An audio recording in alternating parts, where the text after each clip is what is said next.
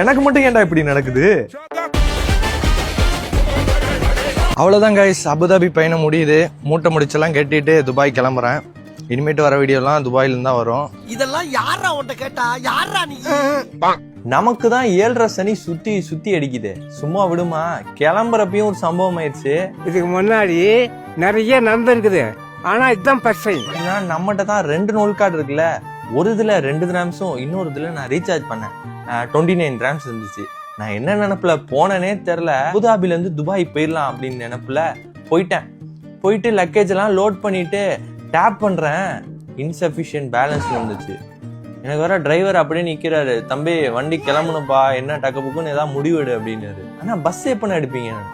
தம்பி உடனே எடுத்துருவோம், நீங்க பேக் எல்லாம் அன்லோட் பண்ணுங்கன்ட்டா. நான் கோவம் ஆயிட்டாரா அப்படின்ட்டு நானும் சரி ஓகே பேக் எல்லாம் எடுத்துட்டு கிடுகிடுன்னு மறுபடியும் உள்ள போயிட்டு ரீசார்ஜ் பண்ணிட்டு வெளில வந்து பாக்குறேன் பஸ்ஸா. அப்புறம் என்ன பண்றது, 1/4 மணி நேரம் வெயிட் பண்ண அடுத்த பஸ்ஸுக்கு. அடுத்த பஸ் வந்துச்சு. லோட் பண்ணிட்டு உள்ள ஏறி டேப் பண்ணிட்டு உள்ள ஏறி உக்காந்தேன். அதுக்கப்புறம் தான் தோணுச்சு, டேய் நீ ஆன்லைன்லயே ரீசார்ஜ் பண்ணிக்கலாமடா, எதுக்குடா கிடுகிடுன்னு லக்கேஜ் எல்லாம் தூக்கிட்டு உள்ள போன, எதுக்கு திரும்பி வந்த பஸ்ஸை விட்ட அப்படிங்கிற ஒரு யோசனை வந்துச்சு. இப்படிதான் இருக்கும் போல நேரம்.